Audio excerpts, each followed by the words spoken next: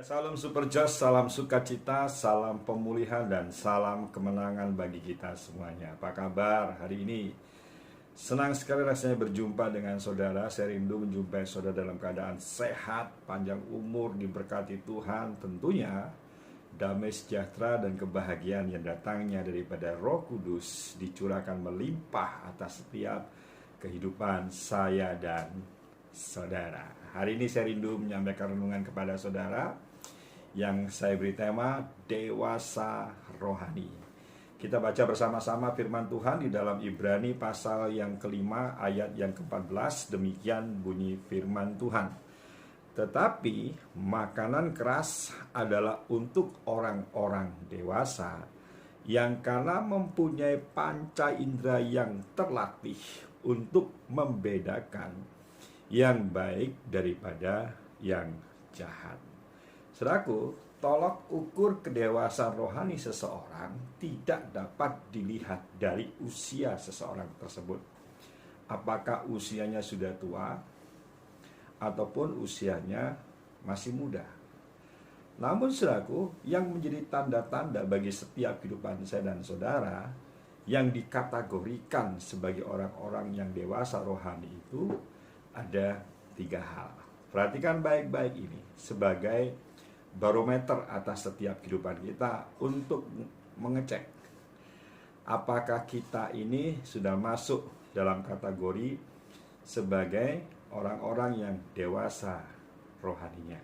Yang pertama dikatakan bahwa orang yang dewasa rohani itu adalah orang yang fokus hidupnya hanya kepada Tuhan.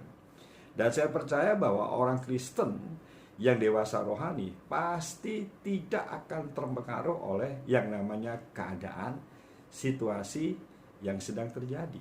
Sebab dia bukan mengandalkan yang namanya keadaan yang terjadi saat itu. Dia tidak hidup karena situasi yang sedang terjadi. Dia tidak ada dalam kondisi yang ada ketika dia ada saat itu. Tetapi orang yang dewasa rohani, orang yang fokusnya hanya kepada Tuhan, hidupnya itu selalu yang namanya mengandalkan Tuhan. Artinya apa? Fokus tujuan hidupnya hanya kepada Tuhan.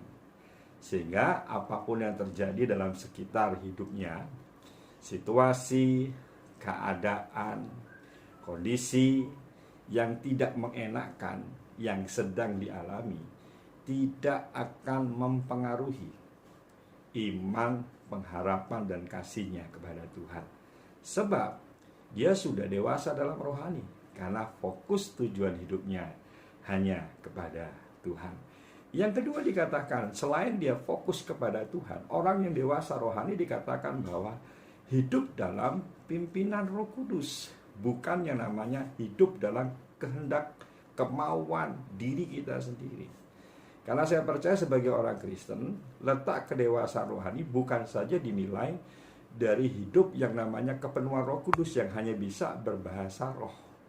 Tetapi saudaraku, dari situ ada step selanjutnya yang perlu kita tingkatkan, kita putuskan dalam setiap kehidupan kita supaya kita ini dewasa dalam kerohanian kita, yaitu hidup dipimpin oleh Roh Kudus. Karena saya percaya bahwa orang yang hidup dipimpin oleh Roh Kudus adalah orang yang sudah tidak mau lagi dikendalikan oleh keinginan-keinginan dagingnya. Yang ketiga, orang yang dewasa rohani adalah pasti tentunya orang yang menghasilkan buah dalam setiap kehidupannya.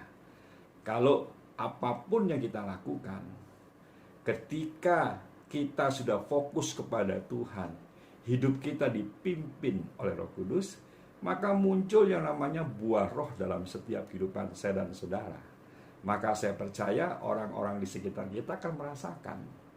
Bukan lagi umur yang menjadi tolok ukur bahwa seseorang itu dikatakan sebagai dewasa dalam kerohaniannya, tetapi dilihat karena ada buah roh yang dihasilkan dalam setiap tindakan, perbuatan, perkataan yang dilakukan dalam setiap hidupnya. Saya tidak tahu apa pergumulan saudara hari ini, tapi satu hal, Tuhan pasti tahu pergumulanmu. Saya percaya keadaan yang terjadi jangan membuat yang namanya kerohanianmu semakin padam. Jangan buat yang namanya kerohanianmu semakin runtuh. Justru orang yang dewasa rohani, yang fokusnya kepada Tuhan, yang dia hidup dipimpin oleh Roh Kudus, yang bisa menghasilkan buah, dia yang sanggup mempengaruhi keadaan yang sedang terjadi dalam setiap hidupnya. Sehingga dimanapun saya dan saudara ditempatkan, dimanapun Tuhan membawa setiap kehidupan kita, saya percaya hanya orang-orang yang dewasa rohani akan menjadi berkat dimanapun mereka berada. Ingat, Tuhan yang kita sembah di dalam nama Tuhan Yesus Kristus adalah Tuhan yang jos, yang sanggup menolong kita, menyertai kita, bahkan memberikan kemenangan yang gilang-gemilang atas setiap kehidupan saya dan saudara. Tetap semangat, Tuhan berkati kita semuanya. Haleluya, amin. Jos.